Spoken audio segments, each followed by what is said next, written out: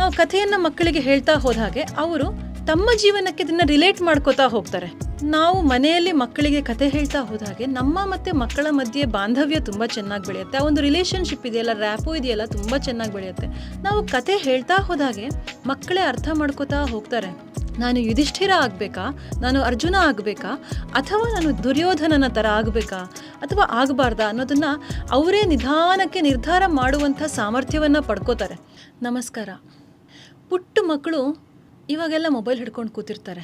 ಅದೇ ಹಿಂದಿನ ಕಾಲದಲ್ಲಿ ಅಂದರೆ 100 ವರ್ಷ ಹಿಂದೆ ಅಲ್ಲ, ಈಗೊಂದು 25-30 ವರ್ಷದ ಹಿಂದೆ ಕೂಡ ನಾವು ಚಿಕ್ಕವರಿದ್ದಾಗ ಕೂಡ ಅತ್ತೆ, ಅಜ್ಜಿ, ಅಜ್ಜ ಯಾರಾದರೂ ಕತೆ ಹೇಳ್ತಾರೆ ಅಂದರೆ ಅವ್ರು ಸುತ್ತ ಕೂತ್ಕೊಂಡ್ಬಿಡ್ತಿದ್ವಿ. ಕತೆ ಹೇಳೋದು ಮಕ್ಕಳ ಬೆಳವಣಿಗೆಗೆ, ಮಾನಸಿಕ ಮತ್ತು ಬೌದ್ಧಿಕ ಬೆಳವಣಿಗೆಗೆ ತುಂಬ ಪೂರಕವಾದದ್ದು, ತುಂಬ ಅಗತ್ಯವಾದದ್ದು. ಇತ್ತೀಚಿನ ದಿನಗಳಲ್ಲಿ ಈ ಕಲೆ ಕೂಡ ಕಡಿಮೆ ಆಗ್ತಾ ಇದೆ.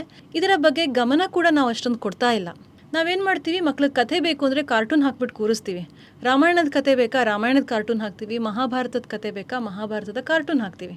ಆದರೆ ಟಿ ವಿಯಲ್ಲಿ ಕಾರ್ಟೂನ್ ನೋಡೋದಕ್ಕಿಂತನೂ ಕೂತ್ಕೊಂಡು ಕಥೆ ಕೇಳುವಂಥದ್ದು ಮಕ್ಕಳ ಮಾನಸಿಕ ಬೆಳವಣಿಗೆಗೆ ತುಂಬ ಅಗತ್ಯ. ಯಾಕೆ ಅಂದರೆ, ಮೊದಲನೇದಾಗಿ ಕಥೆ ಹೇಳ್ತಾ ಇರಬೇಕಾದ್ರೆ ನಾವು ಕಲ್ಪನೆ ಮಾಡ್ತಾ ಹೋಗ್ತೀವಿ.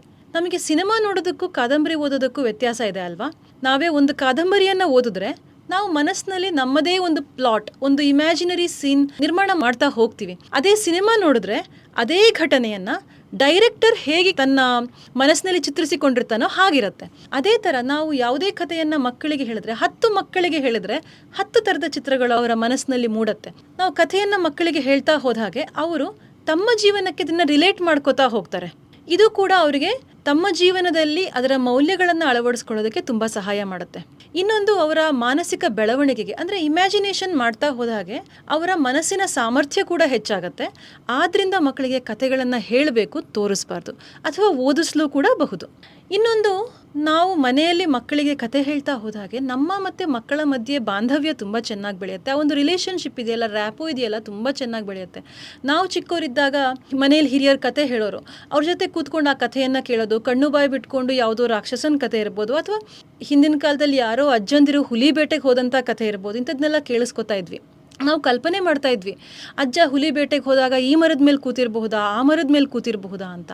ಸೊ ಹೀಗೆ ಮಕ್ಕಳ ಕಲ್ಪನೆಯನ್ನು ವಿಸ್ತಾರ ಮಾಡೋದಕ್ಕೆ, ಮನಸ್ಸಿನ ಸಾಮರ್ಥ್ಯನ ವಿಸ್ತಾರ ಮಾಡೋದಕ್ಕೆ ಕತೆ ಕೇಳುವಂಥದ್ದು ತುಂಬ ಮುಖ್ಯ. ಇನ್ನು ಈ ಕತೆಗಳು ಹೇಳೋದ್ರಿಂದ ಅವರಲ್ಲಿ ಮೌಲ್ಯವರ್ಧನೆ ಹೇಗಾಗುತ್ತೆ? ರಾಮಾಯಣ ಆಗಿರಬಹುದು, ಮಹಾಭಾರತ ಆಗಿರ್ಬೋದು, ಅಥವಾ ಯಾವುದೇ ಇತರ ಇತಿಹಾಸದ ಕತೆಗಳಾಗಿರ್ಬೋದು, ಇದನ್ನೆಲ್ಲ ಹೇಳುವಾಗ ನಾವು ಅದರಲ್ಲಿ ಒಂದು ಒಳ್ಳೆ ಕ್ಯಾರೆಕ್ಟರ್ ಇರುತ್ತೆ, ಒಂದು ಕೆಟ್ಟ ಕ್ಯಾರೆಕ್ಟರ್ ಇರುತ್ತೆ. ಉದಾಹರಣೆಗೆ ಮಹಾಭಾರತ ತಗೊಂಡ್ರೆ ಅಲ್ಲಿ ಕೃಷ್ಣ ಇದ್ದಾನೆ, ಯುಧಿಷ್ಠಿರ ಇದ್ದಾನೆ, ಅರ್ಜುನ ಇದ್ದಾನೆ, ದುರ್ಯೋಧನ ಇದ್ದಾನೆ, ಕರ್ಣ ಇದ್ದಾನೆ, ಶಕುನಿ ಇದ್ದಾನೆ. ನಾವು ಇವರೆಲ್ಲರ ಬಗ್ಗೆ ಮಕ್ಕಳಿಗೆ ಹೇಳ್ತಾ ಹೋಗ್ತೀವಿ. ನಾವು ಅವರಿಗೆ ಹೇಳಬೇಕಾಗಿಲ್ಲ ಇವನು ಕೆಟ್ಟವನು, ಇವನು ಒಳ್ಳೆಯವನು ಅಂತ ನಾವು ಹೇಳೋದೇನು ಅಗತ್ಯ ಇಲ್ಲ. ನಾವು ಕತೆ ಹೇಳ್ತಾ ಹೋದಾಗೆ ಮಕ್ಕಳೇ ಅರ್ಥ ಮಾಡ್ಕೋತಾ ಹೋಗ್ತಾರೆ. ನಾನು ಯುಧಿಷ್ಠಿರ ಆಗಬೇಕಾ, ನಾನು ಅರ್ಜುನ ಆಗಬೇಕಾ, ಅಥವಾ ನಾನು ದುರ್ಯೋಧನನ ಥರ ಆಗಬೇಕಾ ಅಥವಾ ಆಗಬಾರ್ದಾ ಅನ್ನೋದನ್ನು ಅವರೇ ನಿಧಾನಕ್ಕೆ ನಿರ್ಧಾರ ಮಾಡುವಂಥ ಸಾಮರ್ಥ್ಯವನ್ನು ಪಡ್ಕೋತಾರೆ. ಈಗ ನಾವೇನು ಮಾಡ್ತಾ ಇದ್ದೀವಿ ಅಂದರೆ, ಮಕ್ಕಳನ್ನು ನಾವೇ ಕೈ ಹಿಡಿದು ನಡೆಸಬೇಕು ಆರಂಭದಲ್ಲಿ. ಆದರೆ ಅವರು ಕೈ ಬಿಟ್ಟು ತಾವಾಗೇ ನಡೆಯೋದಕ್ಕೆ ಸಮರ್ಥರಾಗಿದ್ದಾರಾ ಅನ್ನೋದ್ರ ಬಗ್ಗೆ ನಾವು ಗಮನ ಕೊಡ್ತಾ ಇಲ್ಲ. ಎಲ್ಲವನ್ನು ಸ್ಪೂನ್ ಫೀಡಿಂಗ್ ಮಾಡ್ತಾ ಇದ್ದೀವಿ. ನಾನು ಆಗಾಗ ಹೇಳ್ತಾ ಇರ್ತೀನಿ, ಮಗು 3 ವರ್ಷದಲ್ಲಿ ಬಿದ್ದರೆ ತಾನಾಗಿ ಎದ್ದು ನಡೆಯೋದನ್ನು ಅಭ್ಯಾಸ ಮಾಡ್ಕೋಬೇಕು ಅಂತ. ಹಾಗಾದರೆ ಮಾತ್ರ ಜೀವನದಲ್ಲಿ ಮುಂದೆ ಎಡವಿದಾಗ ಎದ್ದು ನಡೆಯೋದಕ್ಕೆ, ಗೆಲ್ಲೋದಕ್ಕೆ ಸಾಧ್ಯ ಆಗುತ್ತೆ. ನಾವೇನು ಮಾಡ್ತಾ ಇದ್ದೀವಿ ಆ್ಯಸ್ ಪೇರೆಂಟ್ಸ್, ನಮ್ಮ ಮಕ್ಕಳ ಮೇಲೆ ನಮಗೆ ತುಂಬ ಪ್ರೀತಿ, ಆದ್ದರಿಂದ ಅವ್ರು ನಡೆಯುವಾಗ ಬೀಳಬಾರ್ದು, ಅವ್ರಿಗೇನೂ ಸಮಸ್ಯೆ ಆಗಬಾರ್ದು, ನೋವಾಗಬಾರ್ದು ಅಂತ ಅತಿಯಾದ ಜಾಗರೂಕತೆಯನ್ನು ವಹಿಸ್ತಾ ಇದ್ದೀವಿ. ಅದು ಮಕ್ಕಳಿಗೆ ಮುಂದೆ ಸಮಸ್ಯೆ ಆಗಬಹುದಾ ಅನ್ನೋದ್ರ ಬಗ್ಗೆ ನಾವು ಯೋಚನೆ ಮಾಡಬೇಕಾಗತ್ತೆ.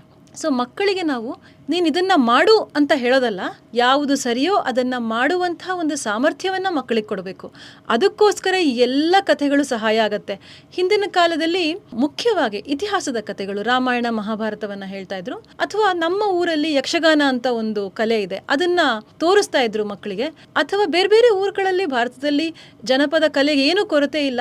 ಪೌರಾಣಿಕ ಕಥೆಗಳನ್ನು, ಇತಿಹಾಸದ ಕಥೆಗಳನ್ನು ಈ ರೀತಿಯಾಗಿ ಬೇರೆ ಬೇರೆ ಕಲೆಗಳ ಮೂಲಕ ತೋರಿಸ್ತಾ ಇದ್ರು, ಕಥೆಗಳನ್ನು ಹೇಳ್ತಾ ಇದ್ರು. ಅದೆಲ್ಲ ಮನಸ್ಸಿನಲ್ಲಿ ಉಳಿಯುತ್ತೆ. ಚಿಕ್ಕವರಿದ್ದಾಗ ನಾವು ಹೇಳ್ತೀವಲ್ಲ, ಹಸಿ ಮಣ್ಣಿದ್ದ ಹಾಗೆ ಮಕ್ಕಳ ಮನಸ್ಸು. ಅಲ್ಲಿ ಯಾವುದೇ ಒಂದು ಕಥೆ, ಒಂದು ಘಟನೆ ಜೀವನ ಪರ್ಯಂತ ಉಳ್ಕೊಳ್ಳುತ್ತೆ. ಆದ್ದರಿಂದ ಮಕ್ಕಳಿಗೆ ಹೆಚ್ಚು ಹೆಚ್ಚು ಇಂಥ ಕಥೆಗಳನ್ನು ನಾವು ಹೇಳಬೇಕು.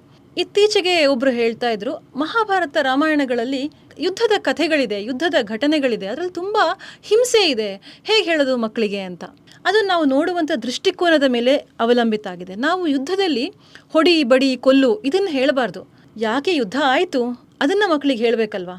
ಯಾಕೆ ಮಹಾಭಾರತ ಯುದ್ಧ ಆಯಿತು ಅಂದರೆ ಅಧರ್ಮದ ವಿರುದ್ಧ ಧರ್ಮದ ಯುದ್ಧ ಆಯಿತು.